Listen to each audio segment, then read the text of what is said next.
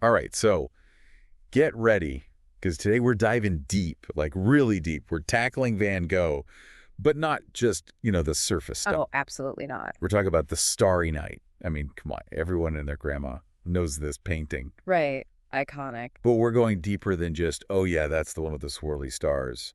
We're getting into Van Gogh's headspace. Like, what was this guy going through? What made him paint like that? It's all connected, the art, the artist, the life. Totally. Yeah. And lucky for us, we've got this awesome YouTube video essay as our guide. It's from Great Art Explained. Good channel, by the way. And it's called Vincent van Gogh's The Starry Night. Catchy, right? Gets right to the point. It does. And get this one thing I found super interesting. Van Gogh thought The Starry Night was a flop. You're kidding. Nope. He was not a fan, apparently. And those crazy swirly stars, they might be more scientifically accurate than we think. No way. See, that's what I love about art history. Always something new to discover. For real.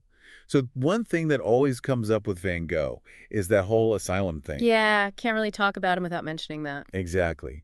So he paints the Starry Night while he's at the asylum in Saint-Rémy-de-Provence. But what was the deal with this place? Because when you hear asylum, it's not exactly, sunshine and rainbows, right? Right. You picture like a dark, scary place, padded walls, that sort of thing. Exactly. But this asylum was different. For starters, it was founded by this doctor who was way ahead of his time. He was like, hey, maybe art and music and nature can actually help these patients. Interesting. So a much more humane approach. Totally. I mean, imagine that. This asylum was actually surrounded by these gorgeous gardens. So instead of being locked away, Van Gogh was surrounded by beauty, by nature. That's kind of amazing when you think about it. This place meant to help people heal also inspired some incredible art. It makes you wonder if the Starry Night would have even happened if he hadn't been there. Right. The environment definitely played a role. And think about it, this structure, the encouragement he got from the staff, it actually led to one of his most productive periods. Yeah, the video said he made something like 150 paintings in a single year at the asylum. 150? That's insane. Right. I mean, that's more than one every other day. Hmm. This wasn't just a hobby for him. The man was driven. Clearly. No. And it makes you think twice about that whole mad artist stereotype, Yeah. Like, yeah, he had his demons, but Van Gogh was also brilliant. He spoke, what, 4 languages? War. Can you imagine? And he was so well read, Yeah. especially about art and literature. Plus, he was writing letters like crazy to his friends and family. Which, by the way, are fascinating to read. Totally. It just goes to show that people are complex. You can't sum someone up with a single label, especially when we're talking about mental health. 100%. And speaking of surprises, get this. Apparently, based on recent research, Van Gogh was considered one of the more stable patients at the asylum. Wow. You'd never guess that from how he's often portrayed. Right. Talk about a plot twist. Yeah. Okay, but let's get to the masterpiece itself, The Starry Night. This one blew my mind. He didn't paint it at night. Wait, really? I know, right? The video said he painted it during the day in his studio from memory. So it's like his version, his memory of that view. Exactly. It's like Yeah. a dream or something. And speaking of dreams, remember how I mentioned Van Gogh was super into Japanese art? Oh, yeah, totally. Well, you can definitely see that influence in The Starry Night. Like those bold outlines, the way he painted that cypress tree front and center, pure Japanese woodblock inspiration. It's amazing how artists can be inspired by things from all over the world, from different cultures. I know, right? It just shows you how connected everything is. And it's not just the style, right? Those swirling stars. The video said some people think they look like, get this, the Whirlpool Galaxy. Whoa, really? I did not pick up on that. Me neither. But now that you mention it, you can kind of see it. And apparently Van Gogh is really into astronomy. Interesting. So wait, you're saying those brushstrokes might not just be like artistic flair.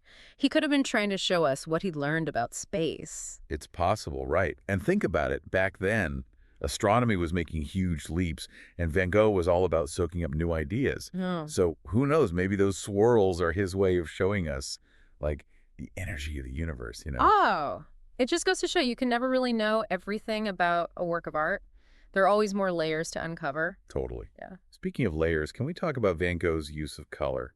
Because this video really got me thinking about it. It's like he wasn't just using color to paint what he saw, but also what he felt. Absolutely. The video talked about his fascination with color theory, right? He really believed that different colors could evoke different emotions. Yes, like think about the blue he used for the night sky. It's so deep, kind of melancholy. But then you've got those bright orange stars. It's like bam, this burst of energy, almost like a feeling of hope.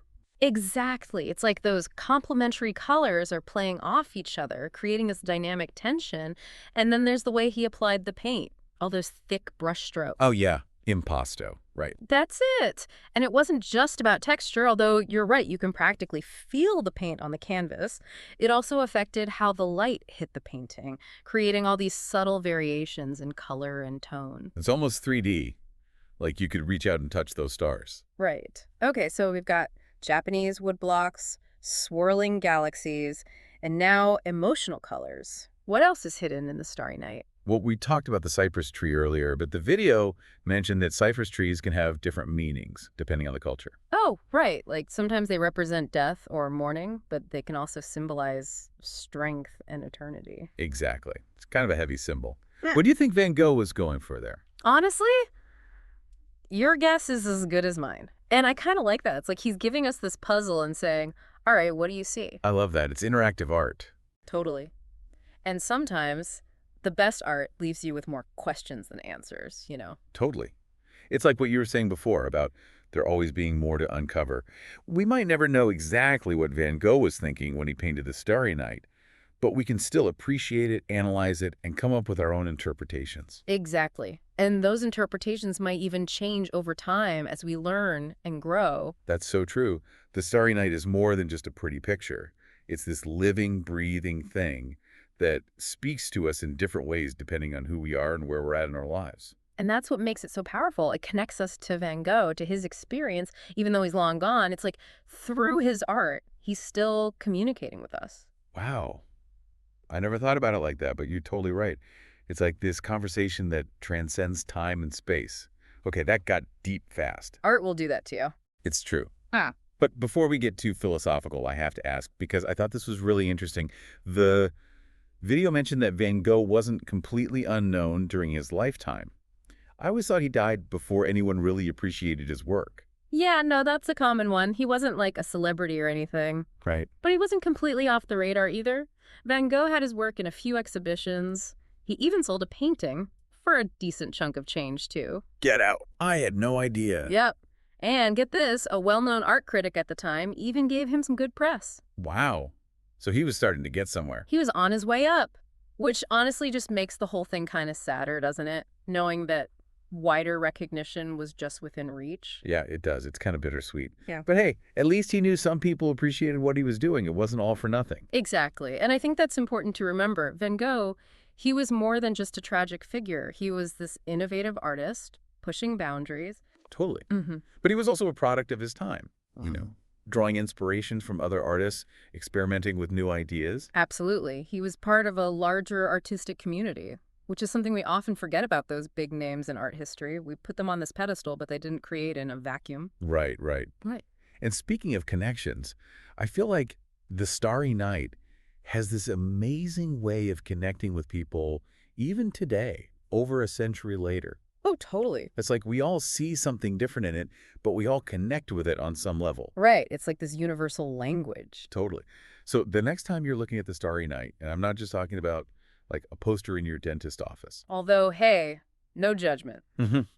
But really, take a second. Really look at it. Think about everything we've talked about today. The man, the myth, the legend. His struggles, his triumphs, his love for Japanese woodblock. Yes. And who knows, maybe you'll see something totally new in those brushstrokes, some hidden meaning that speaks to you. That's the beauty of art. It's a conversation starter, but it's also a mirror. It reflects back what you bring to it. Ooh, I like that. It's a conversation starter and a mirror.